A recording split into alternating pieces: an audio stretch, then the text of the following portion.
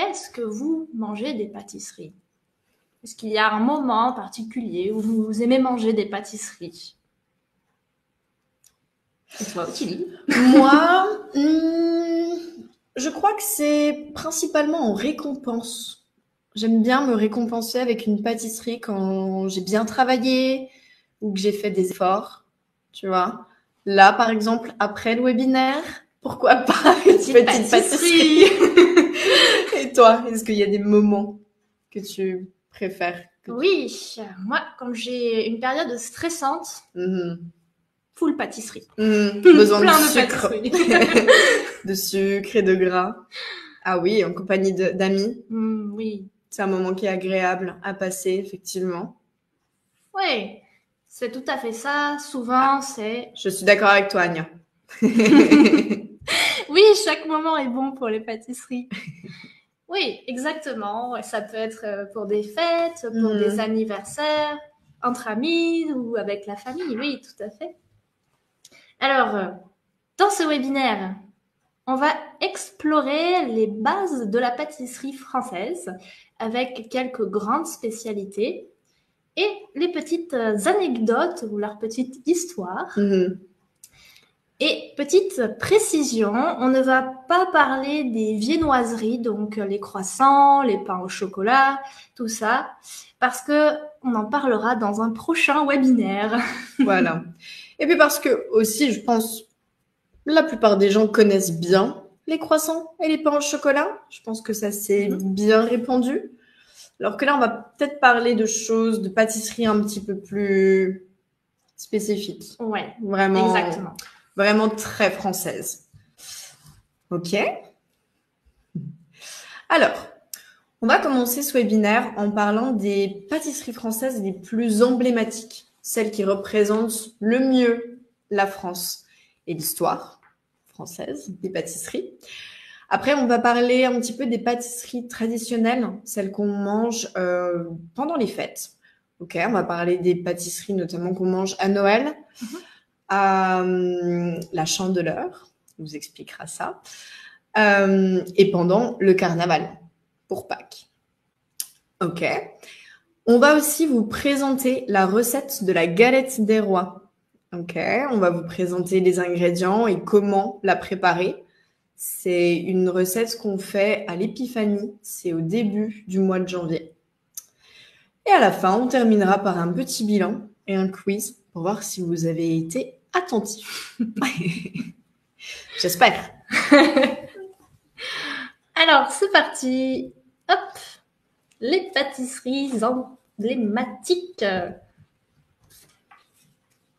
Alors, avant de commencer, on voudrait juste vous donner les petits ingrédients essentiels pour comprendre toutes les recettes. Donc, nous avons tout d'abord la farine, le sucre, les œufs, la poudre d'amande et le beurre. Bon, je pense que dans l'ensemble, vous connaissez peut-être la poudre d'amande, qui est peut-être un peu nouvelle, qui est très importante pour la galette des rois. Justement. Ok. Alors, tout d'abord, on va vous parler de la merveilleuse pâte à choux. Une invention française. Si elle n'existait pas, je ne pourrais pas vivre. Alors, cette pâte à choux, elle sert à faire plusieurs choses. Et on va commencer par la première, le chou. Tout simplement. Donc, le chou, il a été créé au XVIe siècle par un pâtissier italien qui s'appelle Popellini et qui travaillait pour la cour de Catherine de Médicis. Et après cette création, ne s'appelait pas le chou au départ, mais la pâte à chaud. Parce qu'elle nécessitait de cuire sur le feu la pâte avant de la cuire au four. Ok. Et ensuite, c'est le pâtissier Antonin Carême au XIXe siècle qui l'a perfectionné pour que ça devienne la pâte à choux que nous connaissons aujourd'hui. Donc souvent, les choux sont fourrés. Alors ils sont sous forme de petites boules, comme on peut voir.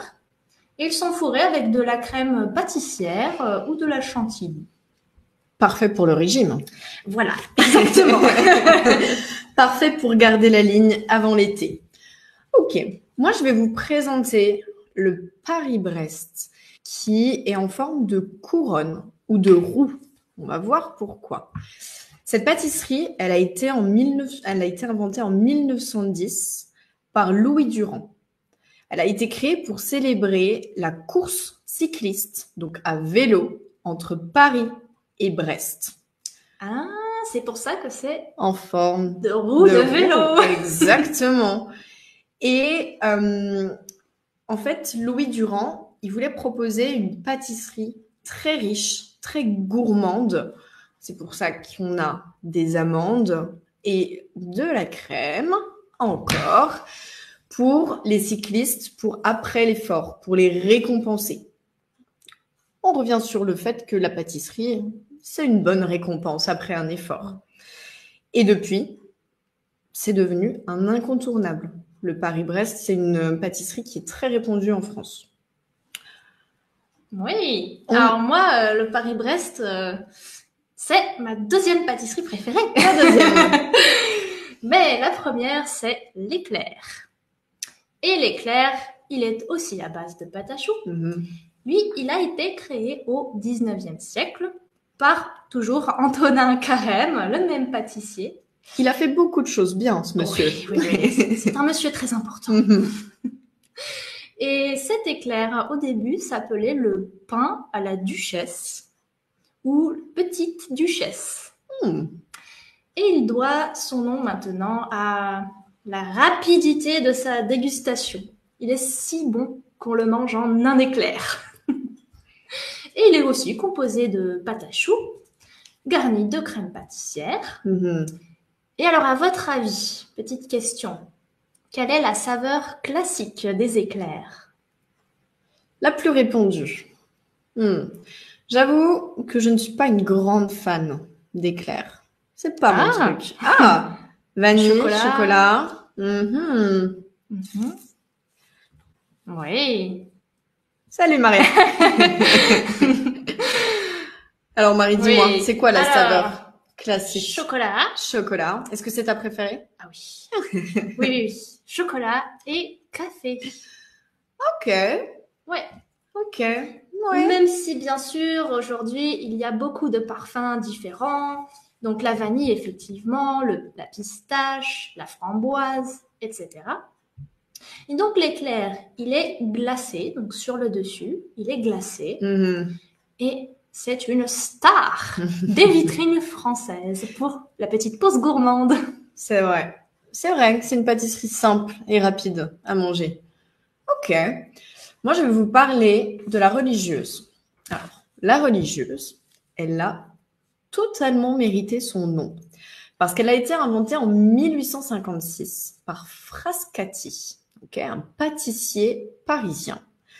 Elle est composée de 2 choux, donc de cette même forme, et en fait, sa forme rappelle l'habit d'une religieuse avec une couronne de crème sur le dessus qui fait penser à la couronne des nonnes, des religieuses. Ok. On a aussi la chouquette. J'avoue que j'aime bien la chouquette. La chouquette en famille. La chouquette en famille, en dessert. Les enfants adorent, je pense aussi, parce que c'est très petit, très rapide à manger. Et elle est saupoudrée de gros grains de sucre qui croustillent sous la dent. Donc ça, c'est sympa. Et on a les profiteroles. Et ça, j'avoue... J'avoue qu'avec le chocolat qui coule dessus, les profiteroles sont très gourmandes. Et tu sais, Marie, je sais pas si tu connais cette expression, mais on dit que la gourmandise est un vilain défaut. Oui. C'est tellement difficile d'y résister avec les choux. Ben, je connais certaines personnes qui disent maintenant la gourmandise est un joli défaut. J'aime bien ces personnes. Ok. La pâte à choux, on va vous expliquer. Elle est faite avec quelques ingrédients. Elle est faite avec de la farine, de l'eau, du lait et du beurre. C'est assez simple à faire, la pâte à choux. On y ajoute des œufs, puis on la cuit d'abord à la casserole, puis au four. 2 fois. Il y a 2 cuissons. La pâte est simple. C'est plus la cuisson qui est un petit peu délicate pour qu'ils tiennent et qu'ils aient cette belle forme et qu'ils soient très légers. Ouais. Et donc, pour associer la pâte à choux, pour la déguster le mieux possible, on choisit des vins plutôt moelleux, des vins blancs en général, comme un Coteau du Layon ou un Sauterne. Est-ce que vous avez déjà dégusté de la pâte à choux avec un de ces vins? Ou avec du vin tout court. Ou avec du vin tout court. Bah là, on est en France. Hein, je pense que boire du vin jusqu'au dessert, c'est une très bonne tradition. Oui. Très bonne tradition. Très bonne tradition. Vous avez vraiment le choix pour les vins. C'est merveilleux. Ouais, je connais. Oh, une petite Madeleine de Proust alors. Ah, ouais. Très bien. Ouais, les éclairs. Et les choux à la crème. Ouais. Ouais, les plaisirs d'enfance. Exactement. Exact. Ouais, les petites chouquettes, tout ça. Ok. Est-ce qu'on passe à la deuxième? On passe à la deuxième. Alors, la tarte tatin, peut-être que vous avez déjà entendu parler. Comme vous pouvez le voir, c'est une tarte aux pommes. Très basique finalement. Voilà. A priori. A priori. Donc, c'est une des premières pâtisseries qui a été adoptée par les grands restaurants parisiens. Et c'est une tarte qui est née par accident. Mais c'est une réussite. Elle a été créée par 2 sœurs. 2 sœurs au 19e siècle. C'est une tarte qui est faite avec de la pâte brisée et des pommes qui sont caramélisées au sucre et au beurre. Parce que sans gras. Sans beurre, la cuisine française serait compliquée. Ouais, je pense. Oui. Mais la particularité de cette tarte, c'est qu'elle est montée à l'envers. Alors, la légende raconte que les sœurs avaient un hôtel-restaurant et un jour, l'une des sœurs préparait donc la tarte aux pommes et elle a laissé les pommes cuire trop longtemps. Oh. Mais pas trop quand même. Et donc, pour sauver ce dessert, elle a décidé de poser la pâte directement sur les pommes caramélisées et d'enfourner la tarte à l'envers dans le four. Ensuite, elle l'a servie et les clients étaient très contents. Donc, ça a très bien marché. Et cette tarte est souvent accompagnée de crème fouettée, donc de crème chantilly, ou d'une boule de glace à la vanille. Toujours plus de gourmandise. Voilà, exactement. On ne s'arrête pas. Je pense que c'est différent du strudel. Parce que je crois qu'un strudel, c'est un chausson. C'est fermé. C'est une pâte différente. Aussi, ok. Donc justement, on a dit que c'est avec de la pâte brisée. Alors, la pâte brisée, c'est fait avec de la farine, du beurre, de l'eau froide. Et il n'y a pas de levure. C'est une pâte qui n'est pas trop humide et pas trop croustillante non plus. Avec cette délicieuse tarte tatin, qu'est-ce qu'on peut déguster? On peut déguster un cidre brut ou un vin blanc liquoreux comme un Montlouis-sur-Loire. Et là, vous êtes... Ouais, au top. Sûr de se régaler. Ouais. Je suis pas très fan des tartes en général. Ah, tu devrais. C'est vrai. Je pense que je préférerais le cidre. Ah oui. Tout court. Oui, le cidre avec ou sans pâtisserie, c'est sûr que... Ouais. Ça marche bien. Excellent. Est-ce que vous avez déjà mangé ou fait de la tarte tatin? Et est-ce que vous connaissiez ces anecdotes sur les sœurs tatin? Parce que je l'ai découverte, pas à l'instant, mais quand on a préparé le webinaire, je ne savais pas que c'était un accident. Ah, j'aime beaucoup la tarte tatin. Le hasard fait bien les choses. hein, parfois. Moi, j'ai appris cette histoire quand j'étais petite. Un jour, ma mère a fait une tarte tatin et je lui ai demandé, mais pourquoi c'est à l'envers? Et du coup, elle m'a expliqué. L'histoire. Ouais. Ok. Ils sont en train d'écrire, peut-être. Je ne connaissais pas. Ok. Ah. On va essayer de vous faire apprendre des petites anecdotes, des petites choses. Bonjour, Anya.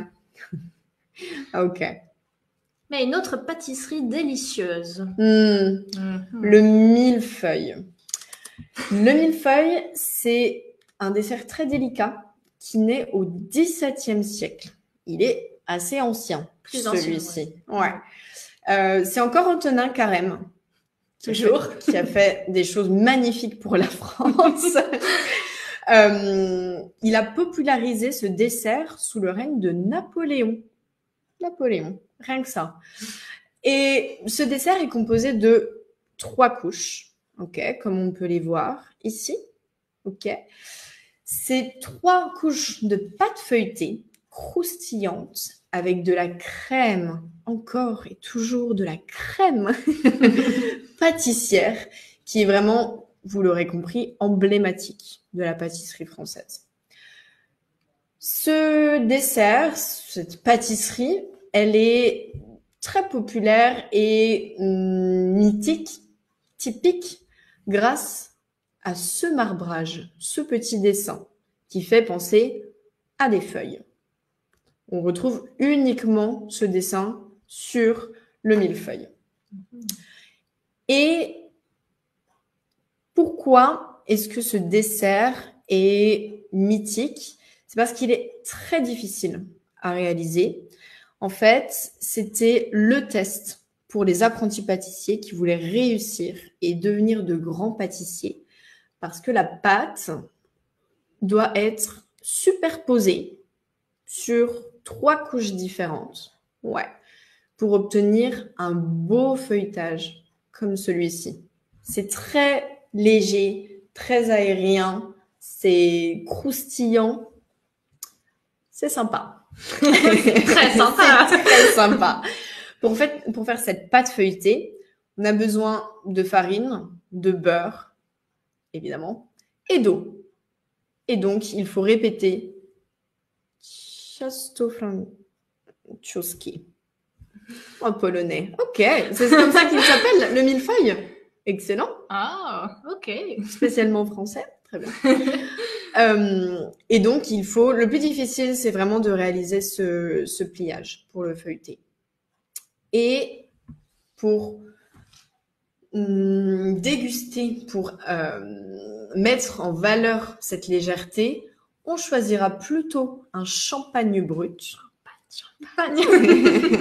C'est bientôt la saison. Oui. Avec Noël. Avec Noël, oui. Un champagne ou un vin blanc plutôt sec, comme le chardonnay. Napoléonka. Parfait. Excellent. Ouais, c'est assez représentatif, je pense. Ok. Je te laisse présenter la prochaine. C'est parti.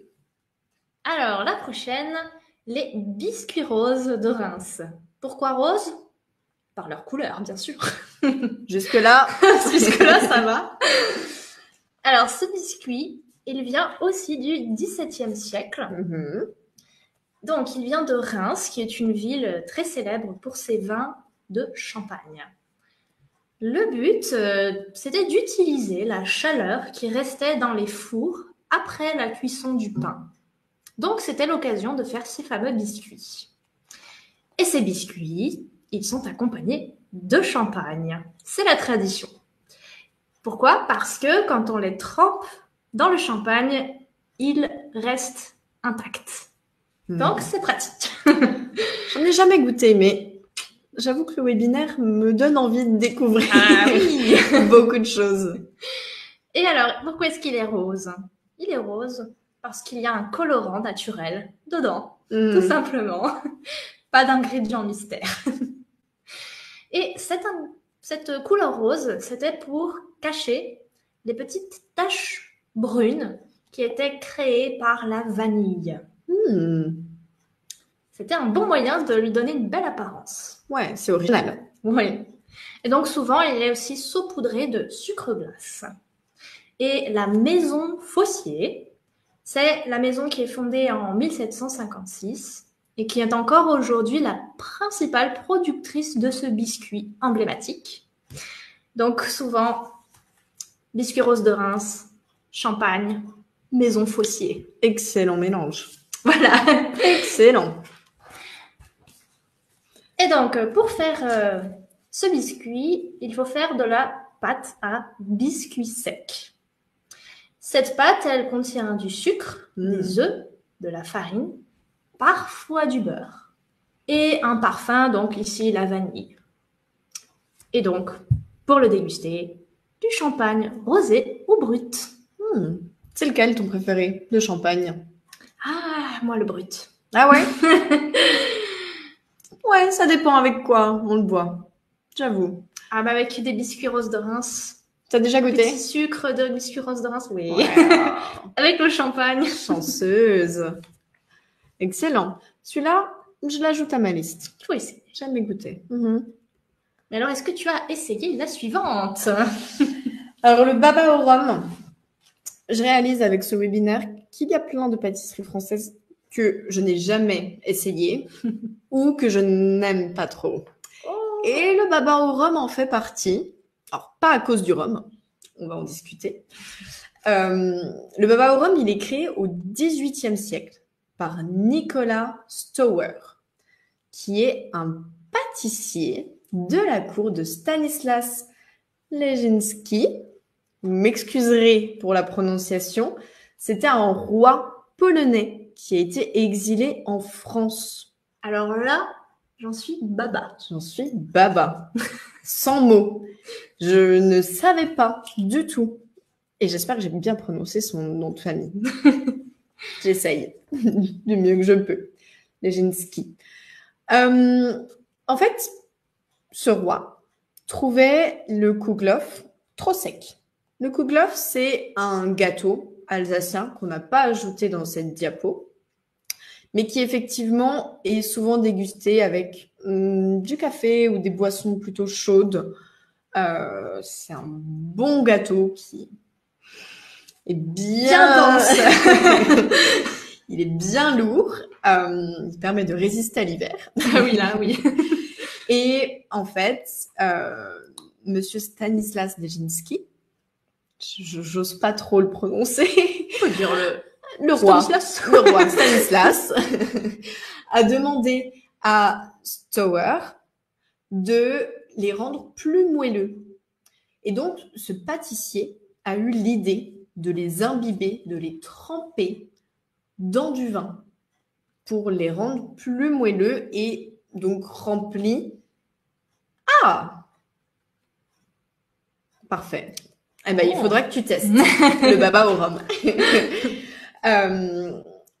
Il l'a imbibé, il l'a trempé dans du vin. Et c'est ce qui a donné naissance au baba.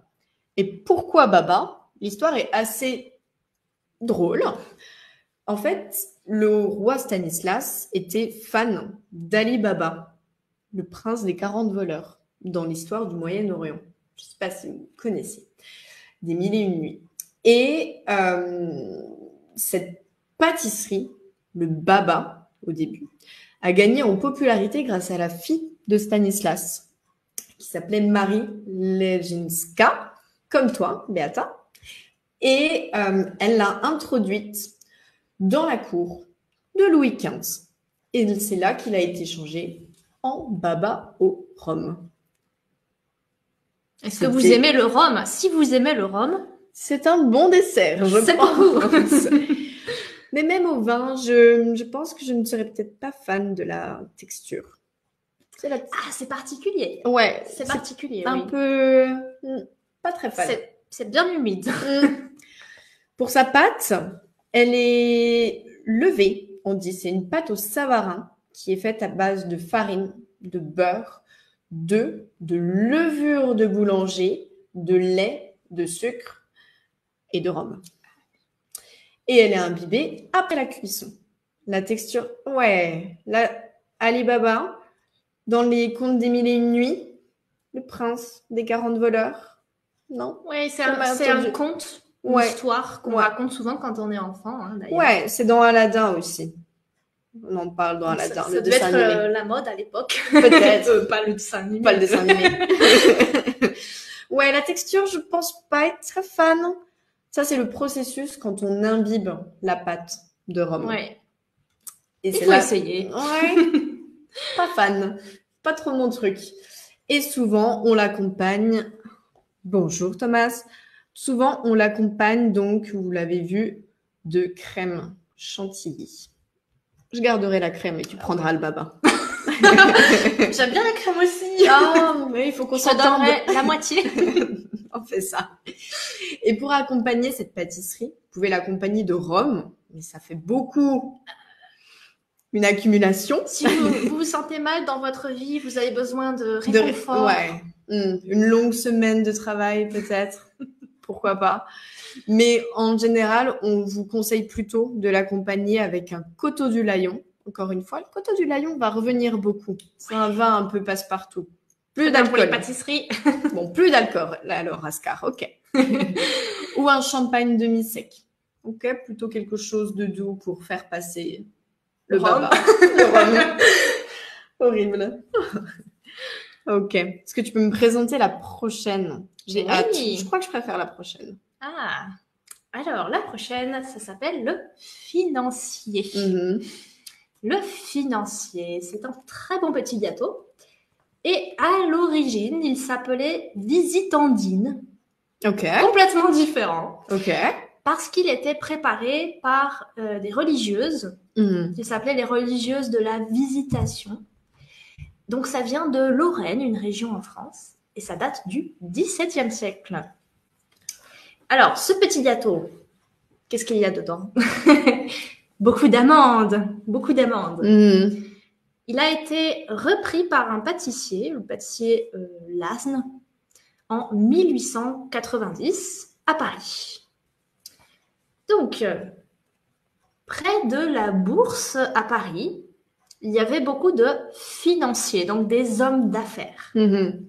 Donc, sa boutique recevait beaucoup de financiers qui venaient acheter leurs petits desserts, mais qui aimaient bien des desserts qui permettaient de ne pas trop se salir les mains.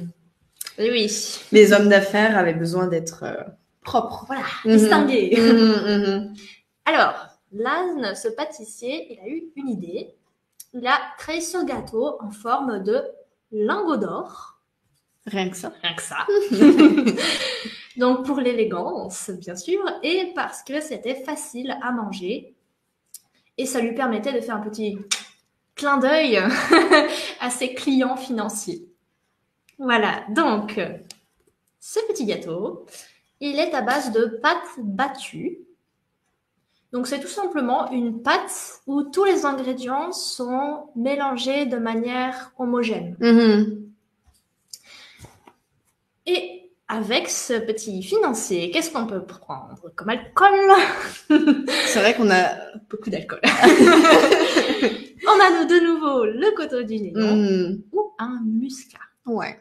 Donc, ce sont des vins plus doux, moins alcoolisés. Plus légers, plus sucrés aussi. Exactement. Sympa.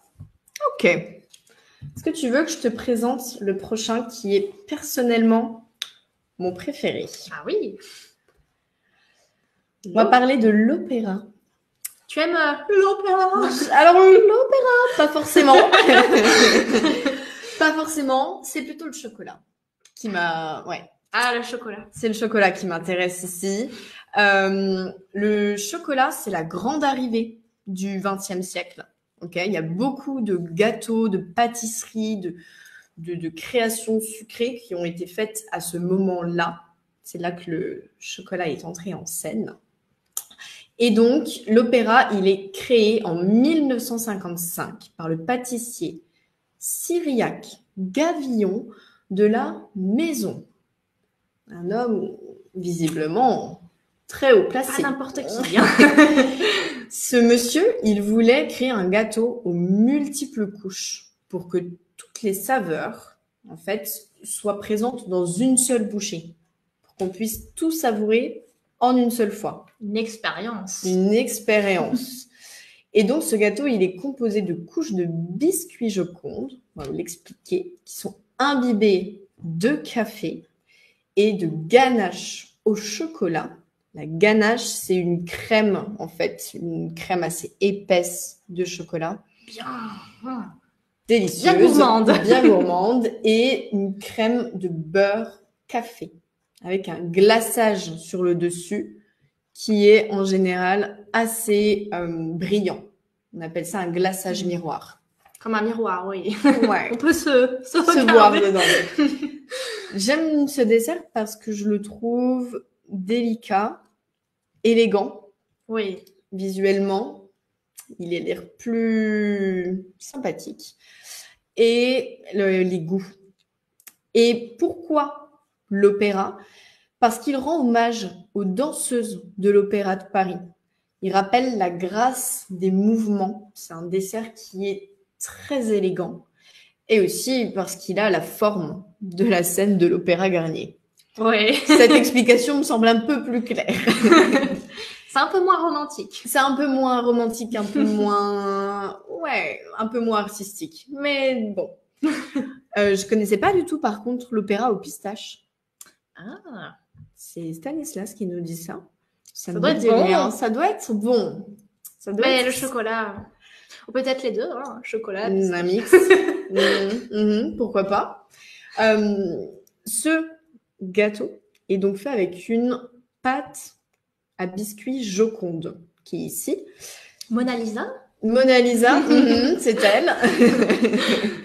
Et cette pâte à biscuits, elle est faite de farine, d'amandes, d'œufs, avec les blancs qui sont montés en neige. Vous savez, très léger, comme pour la mousse au chocolat. C'est ça qui fait le moelleux de cette pâte.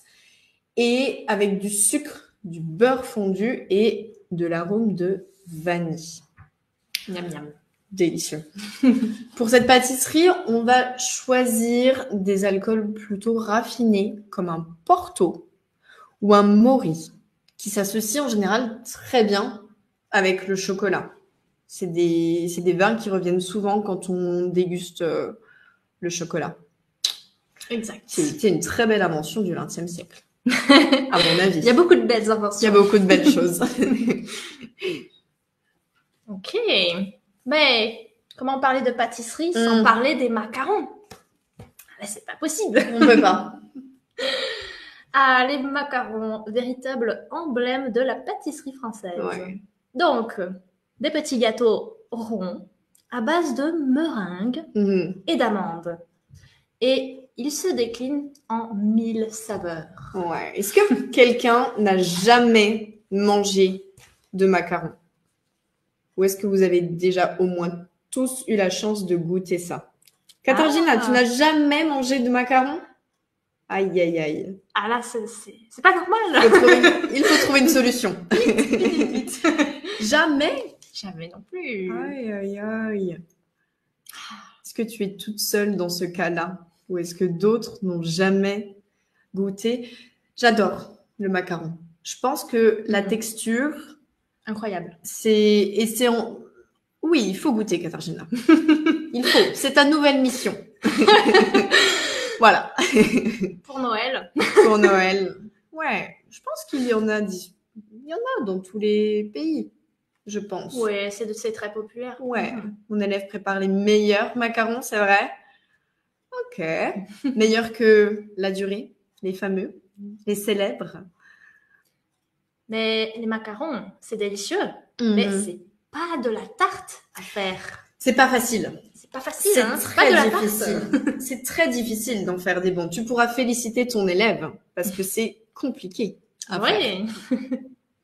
Mais alors le macaron, de quand est-ce qu'il date? Eh bien, il vient du Moyen-Âge. Il vient du Moyen-Âge. C'est la plus vieille pâtisserie qu'on a trouvée, je crois. Ouais, en tout cas, l'une des plus vieilles, c'est sûr. L'une des plus vieilles.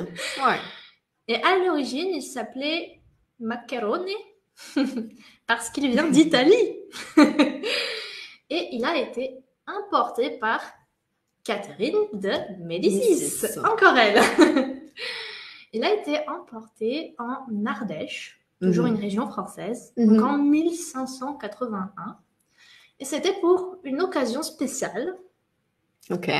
un mariage de nobles. Oh, Rien que ça. il est dit.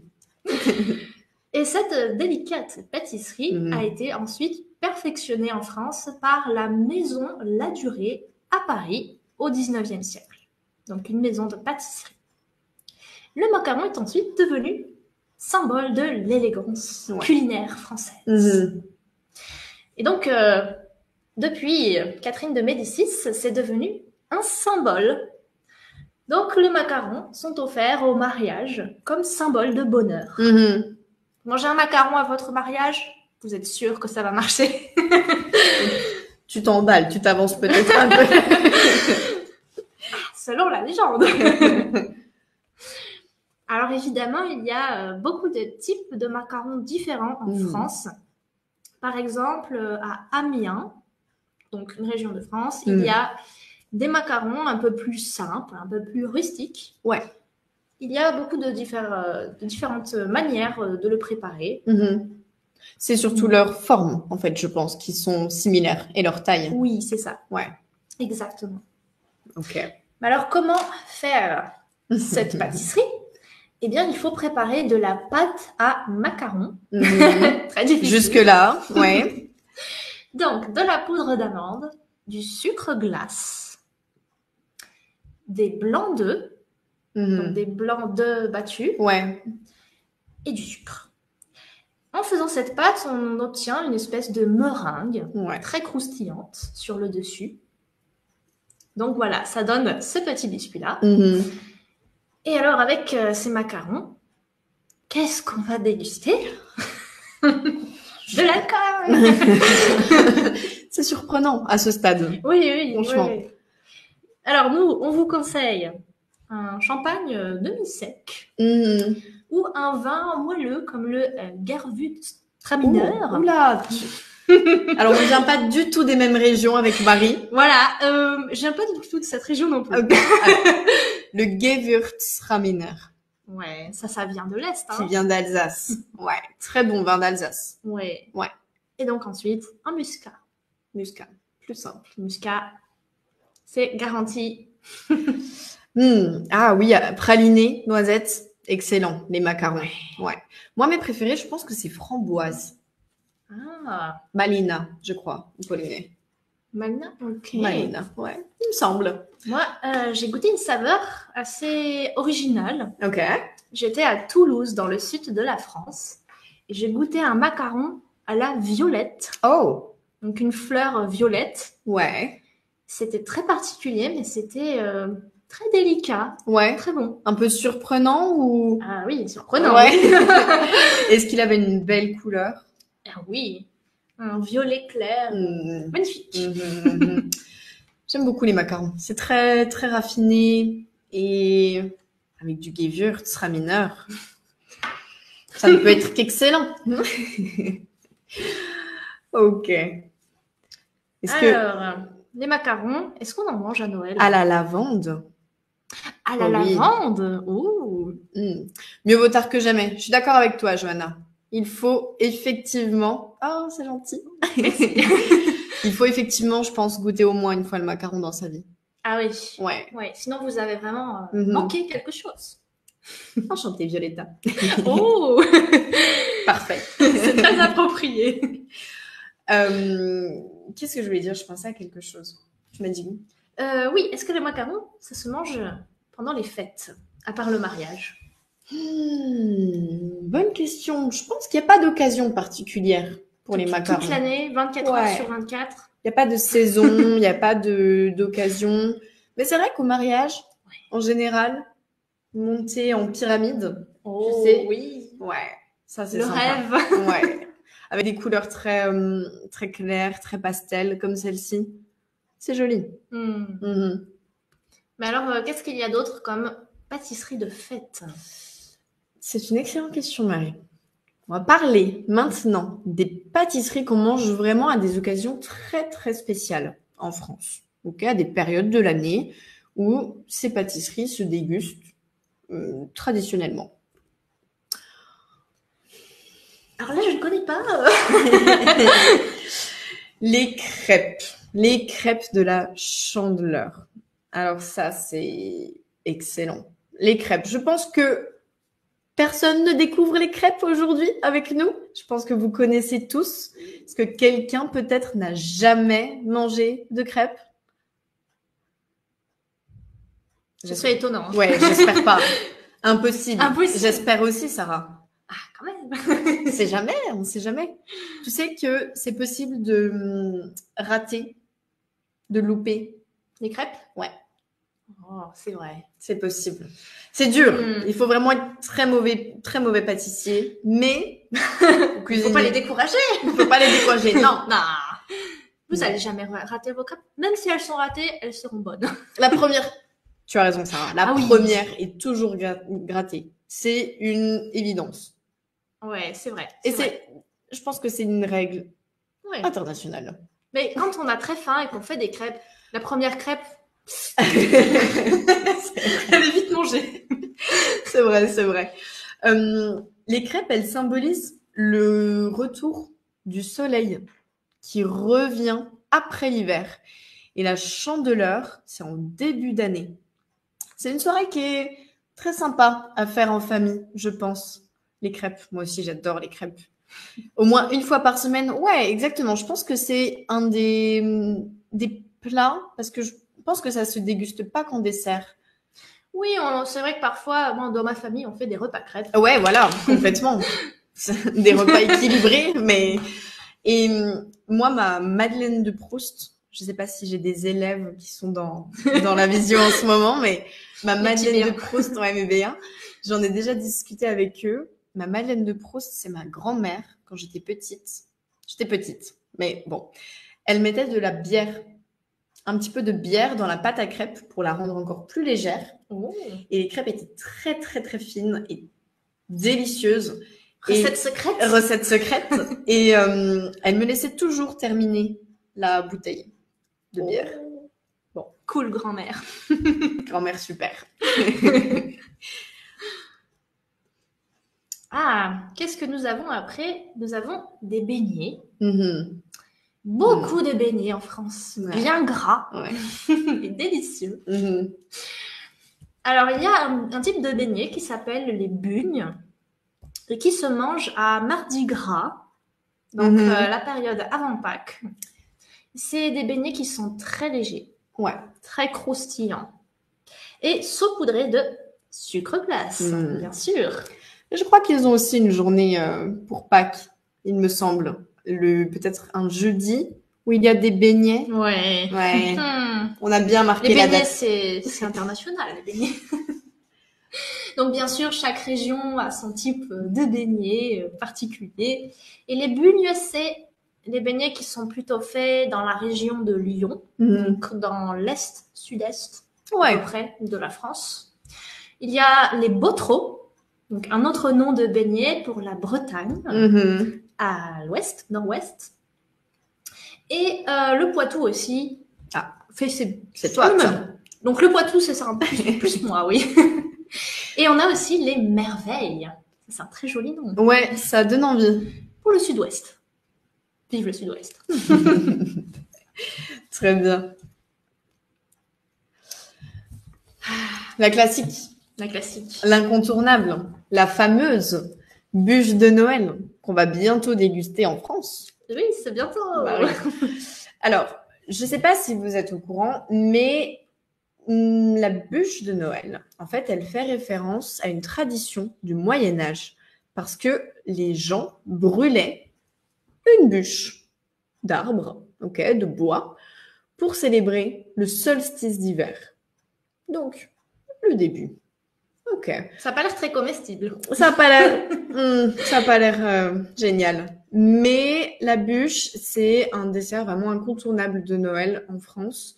Et il y a de plus en plus de variétés. Ouais. Beaucoup, oui. Chocolat, des choses plutôt glacées, fruitées. Il y a pas mal de choix.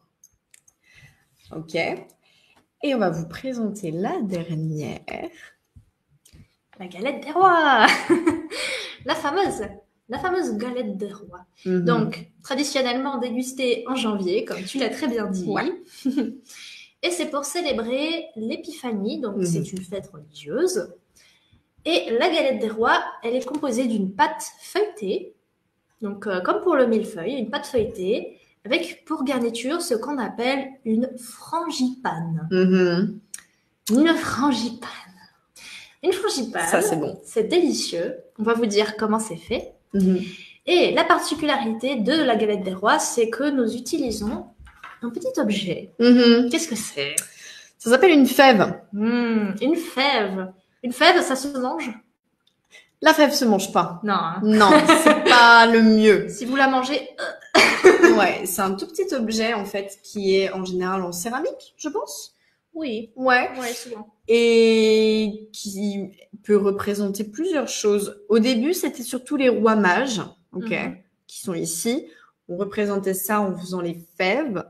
Mais maintenant, on peut en trouver de toutes les formes, sortes. Toutes les couleurs, tous les styles.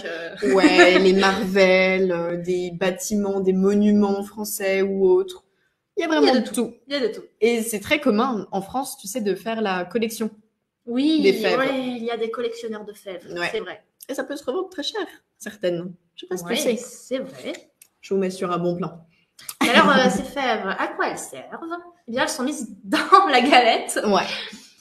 Alors, souvent, quand c'est fêté dans les familles, un enfant va sous la table pour dire la prochaine part, c'est pour ma tante. La prochaine fois, c'est pour ma sœur. Pour qu'il n'y ait pas de triche. Ouais. Et la personne qui mange sa part de galette et qui trouve la fève est le roi ou la reine de la journée. C'est un moment important quand on est enfant. Ouais. On veut être le roi, la couronne. La petite couronne, quand même. La petite couronne pour vraiment jouer le jeu. Meilleur moment de la journée. Alors, il y a aussi une version dans le sud de la France qui est un peu différente, qui est sous forme de brioche avec des petits fruits confits dessus. C'est aussi très bon, mais la frangipane... la frangipane, c'est quand même quelque chose. On ne peut pas remplacer. Alors, la galette des rois, comment c'est fait? On va vous expliquer ça. Ouais. La recette de la galette des rois, elle est ici. On vous a fait la version un peu rapide. Vous pouvez faire votre pâte feuilletée vous-même, maintenant qu'on a expliqué comment elle était faite. Mais, si on veut faire au plus simple, on utilise 2 rouleaux de pâte feuilletée, 150 g de poudre d'amande. On vous a montré au début du webinaire à quoi ça ressemblait. 100 g de sucre, 100 g de beurre, évidemment, 2 œufs plus le jaune de l'œuf et une fève. Ah oui, sans la fève, ça marche pas. Voilà un exemple de fève, à quoi ça peut ressembler. Donc, pour faire cette recette, il nous faut des ustensiles. Il nous faut un rouleau à pâtisserie pour rouler la pâte. Ouais, l'étaler. Il faut un pinceau de cuisine et un couteau et une spatule. Ouais. Voilà. Quel ustensile est le plus utilisé en pâtisserie, à votre avis? Qu'est-ce que ça peut être? Le rouleau. Le rouleau, couteau, le pinceau qui est ici. Et c'était quoi le dernier? La spatule. Ouais. Une spatule pour prendre la pâte. Ah, la spatule, comme ma maman faisait de la mousse au chocolat. Ouais, exactement. Ouais, ça quand on est petit, c'est le meilleur moment de la pâtisserie. C'est une joie. Ouais. Ouais. C'est pas la même. C'est pas la même. C'est pas celle comme de Bob l'éponge. Parce que celle de Bob l'éponge, c'est pour le grill, pour les steaks. Ah oui, c'est vrai. Oui. Là, c'est une spatule qui est toute souple. Ouais, qui est souple. Exactement. Alors, une Maryse, exact. Oui. Très bien, très bien. On a des bons élèves. Hein. Oui. Franchement, je suis impressionnée. Alors, d'abord, qu'est-ce qu'on fait? On mélange le beurre, le sucre, la poudre d'amande et les œufs pour faire la frangipane. Ensuite, la pâte feuilletée, hop, on la met sur une plaque. On dépose la frangipane au centre. Et on laisse un peu d'espace sur les bords. Ensuite, on met la fève, à ne pas oublier. Et ensuite, qu'est-ce qu'on fait? On recouvre avec la deuxième pâte. Ensuite, on scelle les bords. Tac, tac, tac, tac. Je me lèche les babines, rien que d'y penser. Et après, pour terminer, il faut badigeonner le jaune d'œuf sur la pâte. Mhm. Et on peut faire les petits motifs avec le couteau, des petits motifs que tout le monde connaît. Ouais, qu'on a N'est-ce montré juste ici. En général, en forme de soleil. Hein, pour Oui. annoncer le début de l'année. Un début d'année joyeux. Et après, qu'est-ce qu'on fait? Eh bien, il faut cuire. Il faut cuire la Forcément. galette à 200 degrés au four pendant 25 minutes. Et voilà, après, on peut se régaler. Mhm. C'est du gâteau, hein. C'est du gâteau. C'est trop facile. Très facile. Très facile de faire une galette, je pense. Et bien sûr, avec la galette, un petit vin mousseux ou un petit champagne rosé pétillant. Ça ira très bien avec. Ouais. On n'arrête pas avec le vin. Ah oui, c'est C'est notre compliqué, hein. Ok. Est-ce que vous avez eu une pâtisserie préférée dans celle qu'on a découverte aujourd'hui? Est-ce qu'il y en avait que vous ne connaissiez pas, peut-être? Est-ce qu'il y en a une qui vous met l'eau à la bouche, que vous avez envie de goûter? Mhm. Moi, je pense à l'opéra. Ça y est. J'ai faim. L'opéra, oui. Ouais, je pense à du chocolat. Ah, les macarons. Ouais, les macarons, c'est... Les cannelés, cannelés. Marek. Exact. On n'a pas parlé des cannelés. C'est vrai. Il y en a beaucoup qu'on a ignorés. Ah oui, l'opéra. Ah oui, l'opéra. Galette Bah des oui. rois, toutes. Ouais. C'est bien. On n'est pas toujours obligé de faire des choix. Oui, Franchement, c'est vrai. on peut toutes les manger. On peut tout essayer. Galette des rois, la tarte tatin, jamais mangé. Ouais. Le financier. Ah, Le financier très léger. Je pense que c'est un bon petit dessert ouais. qui va bien. Facile à manger partout Ouais. aussi. Ouais. Ouais, la tarte tatin. Avec les pommes. Caramélisée au sucre et au beurre. Ouais. Quelque chose de léger, quoi. Voilà. Franchement. Ouais. Il y a des fruits, mais les fruits... Un peu oublié. Voilà. Avec Marie, on va vous proposer un petit quiz pour voir si vous avez été attentif, voir si vous avez compris tout ce qu'on a expliqué. Avec un petit vrai ou faux. Alors, qu'est-ce qui est vrai? Qu'est-ce qui est faux? Le Paris-Brest a été créé pour une compétition de natation. Ok. C'est faux. C'est faux, c'était pourquoi? Vous vous souvenez? Est-ce que vous vous souvenez? Ouais, très bien, excellent. Waouh. On est des super élèves. Oui. Mais la tarte tatin, elle est née d'une erreur en cuisine? Ah. C'est vrai. Oui. Oh, waouh. Très bien. Une bonne erreur. Très Le bonne erreur. hasard fait bien les choses. Il y a beaucoup d'erreurs en pâtisserie. Il y a beaucoup d'erreurs et c'est comme ça qu'ils découvrent plein de choses. Très belles choses, Ouais. très belles inventions. Oui, ils sont devenus, par accident, exactement. Oui. Est-ce que le millefeuille doit son nom à ses nombreuses couches de pâte feuilletée? J'ai même pas encore fini la question. Ah, faux? J'ai vu un faux. Ah oui, parce que tu parles. Quoi? C'est vrai qu'il y avait l'explication du glaçage. Quoi? Pour la pâte feuilletée? Eh ben. Ça pouvait être les motifs du glaçage. Ah! C'est vrai aussi. Ok. En fait, c'est vrai, il faut. C'est vrai. Ok. La galette des rois contient-elle une fève cachée à l'intérieur? Non. Il est trop simple pour eux, ce quiz. La prochaine fois, il faut faire des choses plus difficiles. compliqué, hein. Ouais. Et les macarons, alors, est-ce qu'ils sont faits avec une pâte feuilletée aussi? Comme le millefeuille. Ou comme la galette?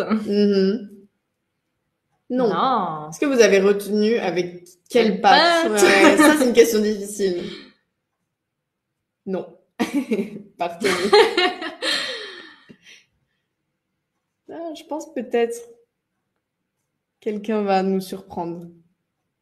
Facile oui. celle-là. Le pâte à macarons. Ouais, pâte à macarons. Elle est bien spécifique. Un peu meringue aussi. Oui, Ouais, un peu les deux. un peu des deux. Les bugnes sont des pâtisseries traditionnelles de Noël. C'est Ok, faux. c'est faux. Ah, pas de Alors, beignets à Noël. Quand est-ce que ça se mange, les bugnes? Tous les jours. Tous les jours. Mardi gras, ouais, excellent. Et en Pologne, le jeudi gras. C'est vrai? Oui. Mardi gras, jeudi gras, oui. C'est vrai, je crois. Je dis pas de bêtises. Et le pinceau de cuisine, il est utilisé pour badigeonner du jaune d'œuf sur une pâte. Vrai ou faux? Waouh. Eh oui, c'est Ah, vrai. faux. Anya? Ah, c'est vrai. Excellent. Très bien. Oh, ils ont été attentifs. Ouais. J'ai pas vu leur passer. Ouais. C'était très chouette. Mais maintenant, vous allez pouvoir goûter des pâtisseries et Mm. vous allez aussi pouvoir peut-être mettre la main à la pâte. Oh oui, il est temps d'essayer vous-même de faire ces pâtisseries.